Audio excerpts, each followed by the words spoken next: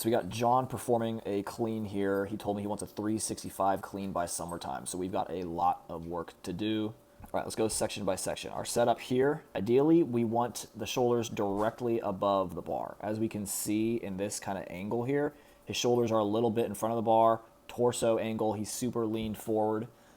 That's gonna move all of our momentum this direction.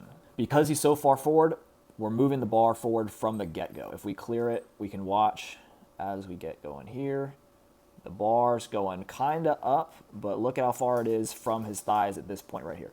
We want the bar as close to the thighs as possible through the whole clean. We want to try to bring the bar that direction through the whole lift. So at this point, the bar's already gotten away from him because of that setup. We can't really see if he makes contact here or not, but we can already see that the bar is still pretty far forward. If the bar is right over the toes when we start, here's where the bar is, here's where his toes are.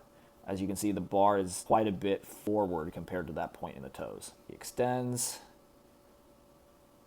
and then the bar has to move backwards in order to get to him and sets him on his heels.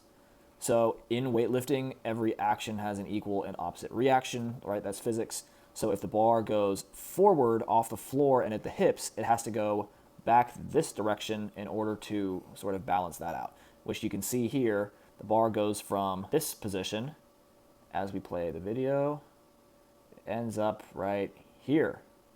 So it's right here. So the bar has traveled this distance, which is pretty significant, especially when we get to higher weights, right?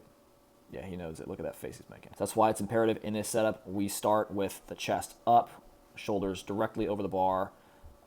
Hips are going to be a little bit lower here. That's going to ensure that we keep the bar nice and tight when we stand up instead of letting it drift forward and then having to bring it back into our body when we get into the power position.